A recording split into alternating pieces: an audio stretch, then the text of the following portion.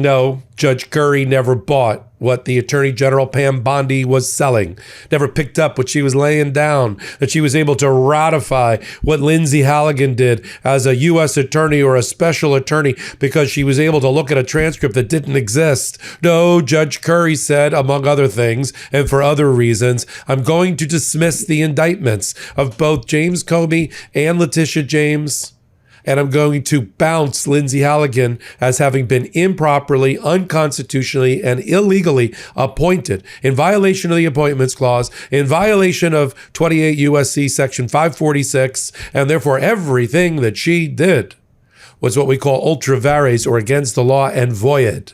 Bye-bye indictments. Now, it means something different for James Comey, former FBI director, than it means for Letitia James. Let me tell you up front what's going to happen now. Besides the inevitable emergency appeal by Donald Trump, besides the inevitable,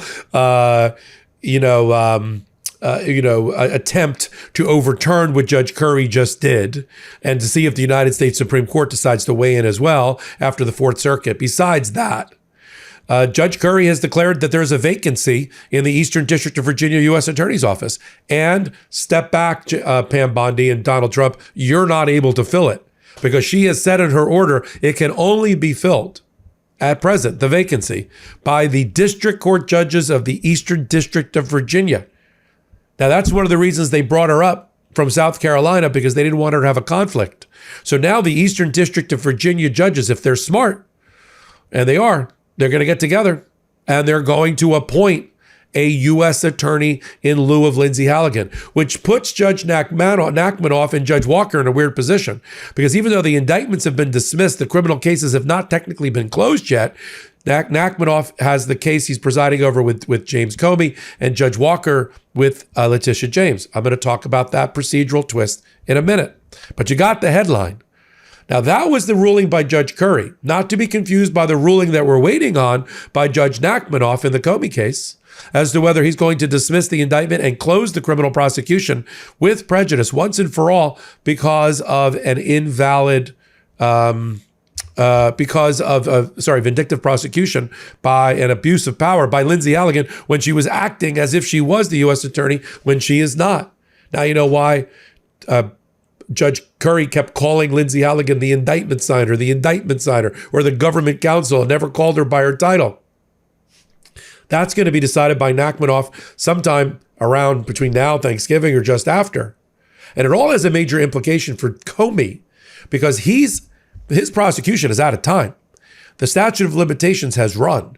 Judge Curry has already ruled that Lindsay Halligan was invalidly appointed, so she was never able to obtain that indictment. So there was no indictment, defective or otherwise, obtained within the statute of limitations of 5 years for a perjury charge against James Comey.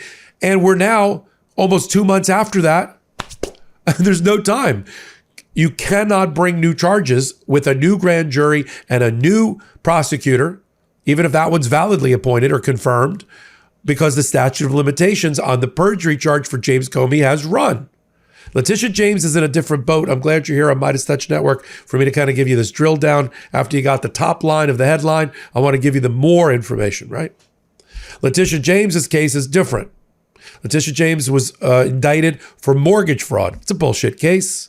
We all know it. There were 2 grand juries. The head of the Major Crimes Unit, Liz Uri, was fired because he issued a memo that said you can't indict her. There's no mortgage fraud here, which is automatically reasonable doubt. You had a grand jury in Norfolk, Virginia that didn't indict. You got a grand jury in Alexandria that did. It's a mess. But that's for another day, because there's no statute of limitations issue. But at least we got rid of Lindsay Halligan, Donald Trump's hand-chosen prosecutor, right? Let me read to you from the pages that I think are the most powerful within Judge Curry's orders. There's actually 2 orders, but they're almost identical, except one is in the Comey case and one is in the Letitia James case. Let's go to page 17. She's gone through one particular statute decides this, 28 U.S.C. Section 546. She says it's clear on its face. The president or the Department of Justice gets 1 pick for an interim U.S. attorney. After that, there's a split of power. President gets 1 pick. After that, he gets to keep going and try to get his confirmed nominee through the Senate, which he hasn't even put up anybody in the Eastern District of Virginia. There's nobody in the pipeline.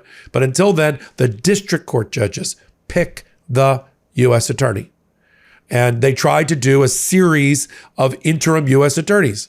They had a U.S. attorney. She resigned on the day of the inauguration. Eric Siebert was picked by Pam Bondi, conservative Republican. But they fired him or forced him out because he refused to indict Comey and Letitia James. But that's it. It's a single-use ticket like at Disney. You don't get to come back the next day. So he's gone. So they try to do it again. Oh, another one. Lindsey Halligan, another 120 days, another 120 days, another 120 days. And the judge says, no, you can't do that. You're doing an end run around the appointment clause. The appointment clause says you get to nominate, but the Senate gets to confirm on advice and consent you're a nominee. You can't do an end run around it. Go in the back door and just keep appointing every 90 days somebody else. Oh, Lindsey Halligan didn't get it? Well, how is Lindsey Halligan even going to get the U.S. attorney position? She hasn't even been put up for it. So the judge says, no, you can't do it that way. So she went through the history. She says on page 19, when an appointment violates the appointments clause from the jump, the actor has exercised power that she did not possess.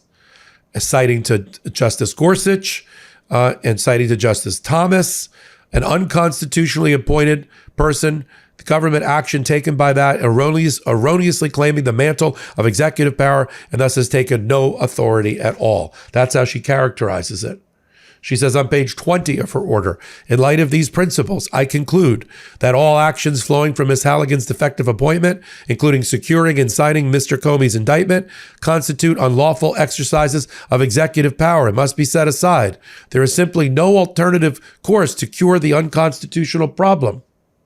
She says on page 21, after citing a decision by the Office of Legal Counsel back in the Reagan days, led by Sam Alito on the Supreme Court, siding with her position, she said that her appointment, Halligan being appointed by Pam Bondi, was not a clerical error, and she can't use another statute to fix her problem now.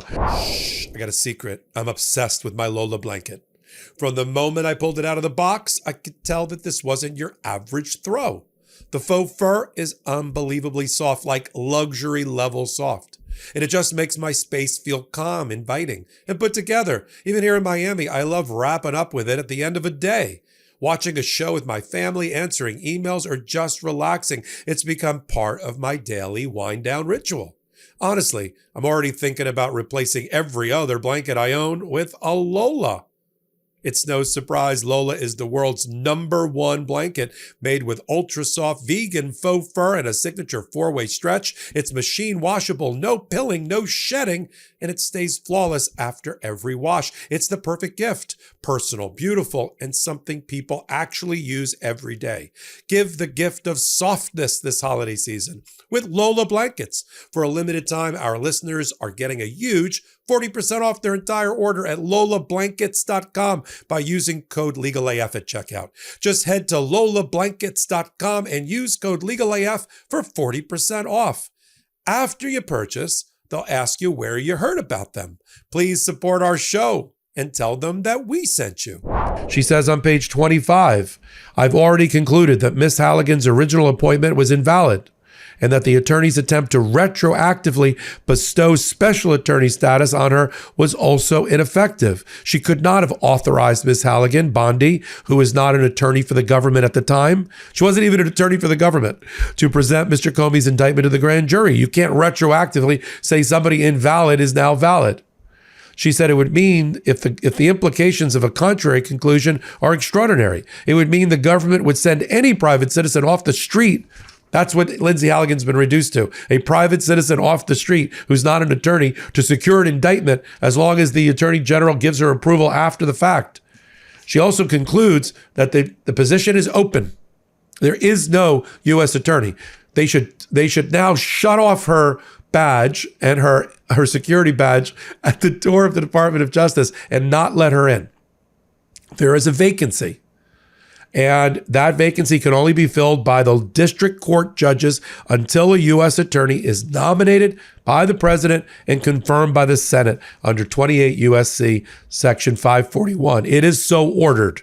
Cameron McGowan Curry, senior United States District Judge. She signed it from her chambers in Columbia, South Carolina, November 24th, 2025. What's going to happen next? What's going to happen next? Trump's going to take Department of Justice is going to take an emergency, besides the social media post. Oh, a liberal, crazy judge in South Carolina who wasn't elected by a popular vote of the people, ruled against the president's ability to appoint a U.S. attorney. Okay. Then, well, enough of that. Then they'll file an emergency application to the Fourth Circuit Court of Appeals that sits over Virginia. I think that gets denied. 3-0, 2-1. Then they'll take an emergency shadow docket appeal. I think it goes through Chief Justice Roberts up to the United States Supreme Court. And then, we're on the clock with the Supreme Court at that point. Are they going to do an administrative stay for a couple of days while they do some briefing schedule like they just did about the maps, the congressional maps? Probably.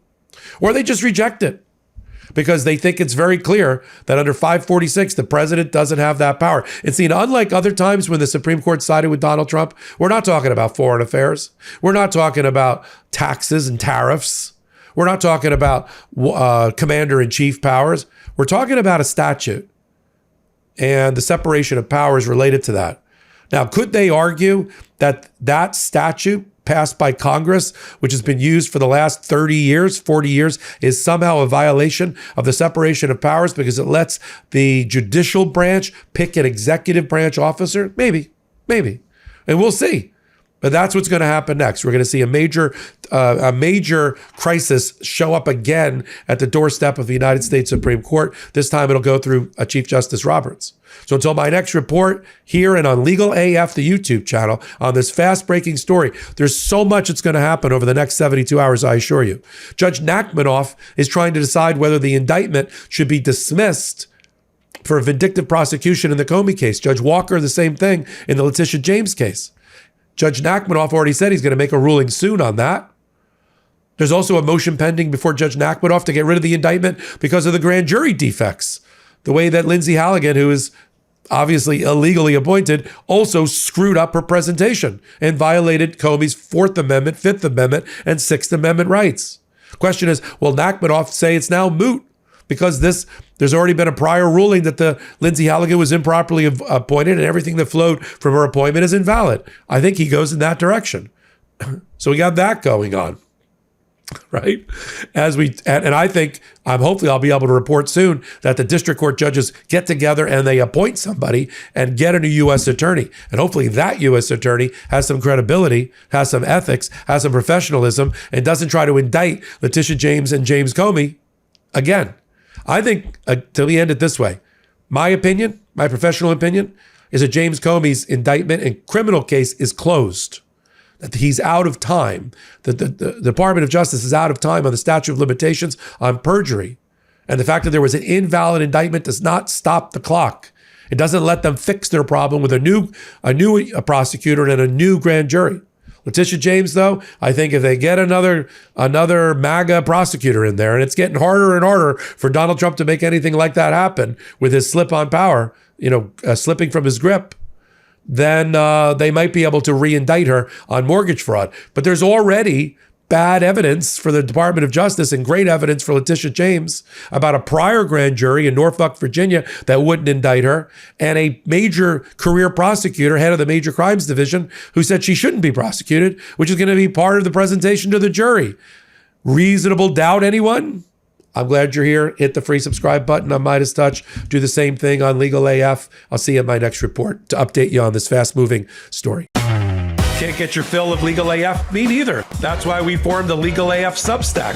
Every time we mention something in a hot take, whether it's a court filing or a oral argument, come over to the Substack. You'll find the court filing and the oral argument there, including a daily roundup that I do called, wait for it, Morning AF. What else? All the other contributors from Legal AF are there as well. We got some new reporting. We got interviews. We got ad-free versions of the podcast and hot takes. Where? Legal AF on Substack. Come over now to free subscribe.